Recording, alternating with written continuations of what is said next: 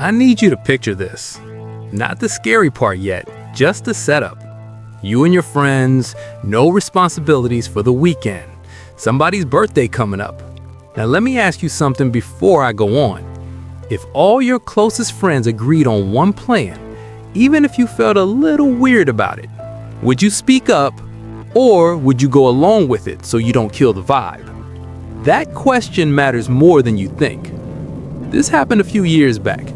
My friend Marcus was turning 26, and he wanted to do something different. Not the club, not the bar, not the usual backyard cookout. He wanted to go camping. Now pause, because already that should tell you something. None of us were camping people. We like nature from a distance. But Marcus was excited, talking about unplugging, getting away from the city, real quiet, real peace. There were 6 of us total, all friends since high school. So when one person says, "Come on, it'll be fun," you don't argue, you just say yeah. The campsite was about 3 hours out, deep enough where phone service was spotty, but not completely gone. That detail matters later. We got there late afternoon, sun still up, trees everywhere, no other campers nearby, which felt nice at first. We set up tents, got a fire going, coolers open, music playing off a speaker, birthday energy. Nothing felt wrong, and that's the part people don't understand. Most scary situations don't feel scary when they start. They feel normal. As it got darker, we lit candles around the picnic table. Marcus cracked jokes. Somebody pulled out a bottle. Laughing, stories, same old. Then somebody pointed it out, and I remember exactly how they said it. "Yo, ain't it quiet out here?" At first we laughed, because yeah, it's camping. Of course it's quiet. But once the laughter died down, we noticed it. No insects, no crickets, no wind, just the fire popping. I remember feeling that weird pressure in my ears, like the world was holding its breath. I shook it off, told myself I was overthinking. Around midnight, Marcus disappeared. Not in a dramatic way, just got up and said he was going to use the bathroom area down the trail. 5 minutes passed, 10. Somebody joked he fell in. We laughed. 15 minutes. That's when the laughter stopped. One of us called his name. Nothing. We figured maybe he wandered a bit, so 2 of us grabbed flashlights and went looking. The trail wasn't long, straight path. You couldn't really get lost. We found the bathroom structure, empty, but right behind it, in the dirt, were footprints, bare footprints.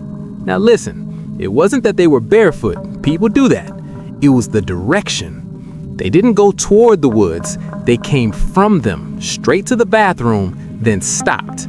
Like whoever made them never left. We stood there longer than we should have, flashlights shaking a little. That's when Marcus laughed, from behind us, scared the life out of us. He said he went further down the trail to clear his head, said he just needed air. But something about him was off. He wasn't drunk, he wasn't joking, he was quiet, too quiet. We walked back together, nobody said much. Back at the fire, things didn't pick back up. The energy never returned. Marcus sat staring into the flames. Didn't eat cake, didn't touch his drink. I asked him if he was good. He looked at me for a second too long, then said, "Yeah, I'm straight." But he didn't sound straight. He sounded distracted. Later that night, we split up into tents. I was sharing one with Marcus. And this is the part I don't like talking about. We were laying there, dark, quiet again. Then Marcus whispered, "Did you hear that earlier?" I asked him what. He said, "When I went down the trail, there was someone standing just past the tree line." I sat up, heart already beating faster, asked him why he didn't say anything. He said, "Because I don't know if it was real." I asked him to explain. He said the person didn't move, didn't speak, just stood there like they were waiting for him to notice. Then the craziest part. He said, "I don't remember walking back." I didn't sleep that night. None of us did. We packed up at sunrise. Didn't say it out loud, but everybody felt it. We were leaving early. As we were loading the cars, I noticed something near Marcus's tent. Footprints. bare, leading towards it, no footprints leading away. I looked at Marcus. He wouldn't meet my eyes. We drove home in silence, never spoke about it as a group. Years later, Marcus admitted something to me, just me. He said when he went to the trail that night, he followed the figure, just a few steps, and it whispered his name. Not yelled, not growled, whispered, like it had practiced saying it. He said he don't camp anymore, doesn't go hiking, doesn't stay anywhere remote. Not because he's scared of what's out there, but because he's scared that whatever it was already knows him. So let me ask you something, one last time. If you were out there with no signal, no witnesses, and something called your name, would you follow it, or would you pretend you never heard it? Because sometimes the scariest thing you bring home from a trip isn't a memory, it's the feeling that something remembers you, too.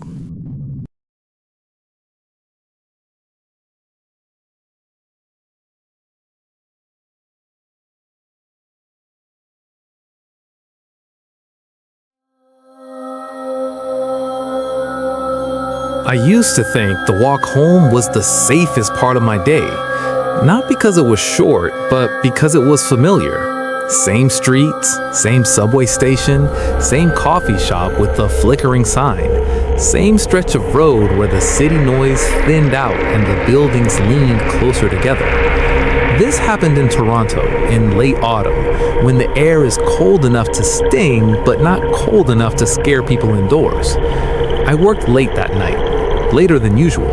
My office was near Union Station, and by the time I tapped my card at the turnstile, the platform was quieter than I liked.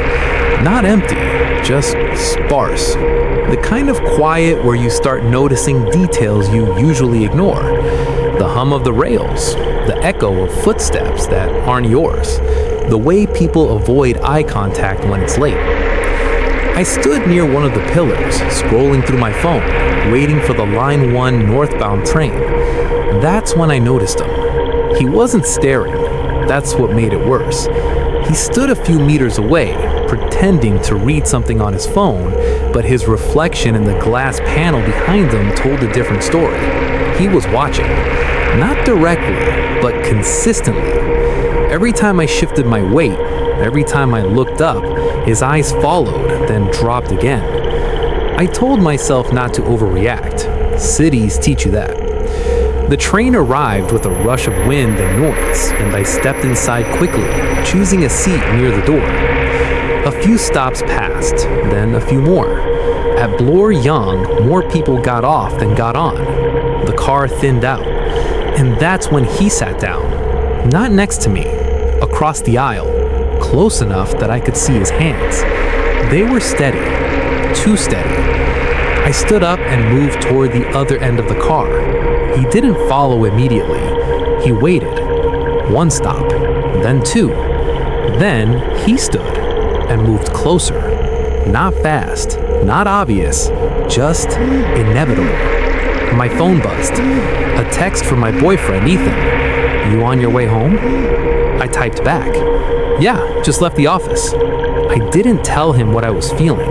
I didn't have proof. At St. Clair West, I got off. Not because it was my stop, but because I needed to know. The doors closed behind me. For half a second, I felt relief. Then, he stepped onto the platform. Same distance, same pace. I walked toward the exit. So did he. I slowed down. So did he. I stopped suddenly and pretended to tie my shoe. He stopped too, standing just a little too close behind me. That was the moment fear stopped being theoretical. I stood up and turned slightly. He smiled. Not wide, not friendly, just enough to let me know he knew. I walked faster, up the stairs, through the turnstiles, out onto St. Clair Avenue. The streetlights buzzed overhead, casting long shadows that didn't feel anchored to anything. I crossed the street without looking. He crossed too. I ducked into a convenience store and stood near the counter pretending to browse. The cashier nodded at me. I nodded back. The door chimed. He didn't come in. he waited outside, just standing there, watching through the glass. That's when I called Ethan. He answered on the second ring. "Hey," he said, casually. "I think someone's following me," I whispered. There was a pause. Then his tone changed completely. "Where are you?" I told him. "Stay on the line," he said. "I'm on my way." I left the store after a few minutes, hoping the presence of the call would help. It didn't. The man started walking again. Closer now. Close enough that I could hear his footsteps. Not rushing, never rushing, as if he knew time was on his side. I turned down a side street, then another. My heart pounded so hard it hurt. I could hear my own breathing in my ears. "Ethan," I said, trying to keep my voice steady. "He's still behind me." "I'm almost there," he said. "I can see the station entrance." I broke into a jog. So did he. That's when he spoke. "Hey," he called out. His voice was calm, almost gentle. I ran. I didn't look back. I just ran. I could hear him gaining. My lungs burned, my vision narrowed, and then I saw Ethan, standing under a streetlight, phone in hand, scanning the street. I screamed his name. The man behind me stopped instantly, like he'd hit an invisible wall. Ethan turned, saw me, saw the man. He stepped forward. The stalker backed away, slowly, never turning his back. Then he disappeared into the darkness between two parked cars. The police came. They took a report. They asked for a description. I gave it. They nodded. They wrote. They said they'd keep an eye out. I didn't sleep that night, or the next.